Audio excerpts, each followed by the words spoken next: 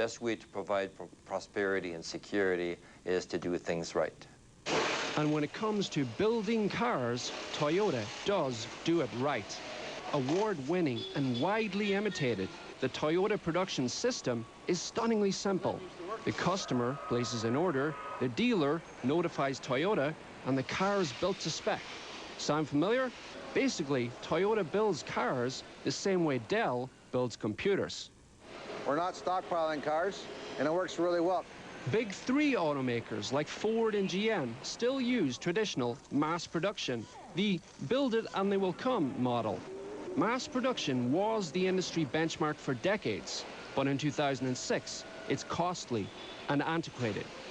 People touring a Toyota factory plant in Japan, and at the end of the line, there was only one person checking on quality when the vehicles come up, compared with some other plants where there were 15, 16 people, and the manufacturer was very proud to say, we crawl all over these vehicles at the end to make sure the vehicles are right. The Toyota approach was, we get it right from the beginning. Toyota is also different in the way it manages inventory. Ford pioneered just-in-time manufacturing, but it was Toyota that perfected it. Here in Cambridge, there is no warehouse. Parts arrive just 2 hours before they're needed. You'll see on the lines here, there's very minimal inventory here. Basically, we have enough for 2 hours at any one time.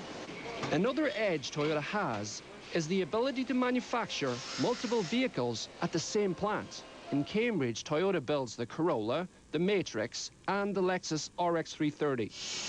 The big three have been slow to adopt so-called flexible assembly. But the secret of Toyota's success in North America runs deeper than its famed production system. Toyota's corporate culture is also fundamentally different than that of a Ford or a GM. You can't get continuous improvement unless you have a culture of respect. And respect for people, respect for our suppliers, respect for our customers is very important within the Toyota culture. It's a culture that's distinctly Eastern in flavor, almost Zen-like. Tanguay peppers our conversation with Japanese management terms like Jakoda, meaning built-in quality, and Kaizen. Toyota's management techniques are legendary. One of its most famous is Kaizen, a Japanese word that means continuous improvement. It's something people around here are always focused on. The principle of Kaizen is about one of eliminating all the waste. So we ask our team members, and everybody participates in it, how can they do the job a little bit better? Kaizen can be traced back to 1950s Japan, when the country underwent a manufacturing revolution.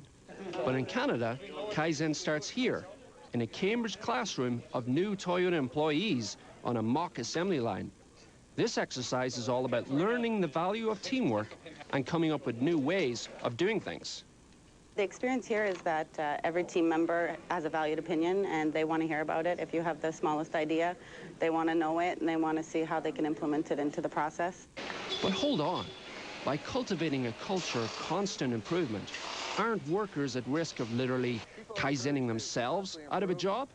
If I Kaizen my job and made improvements that I'm not needed, Toyota will not lay me off. They'll give me work in another area, and they'll give me meaningful work, so it's not just filling the job things.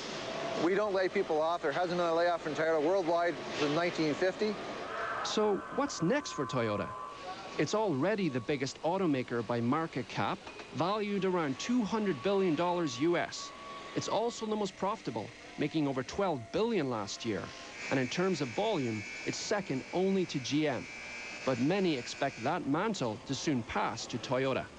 We set up a standard, and then we work hard to reach that standard, then we raise the bar. That is our culture.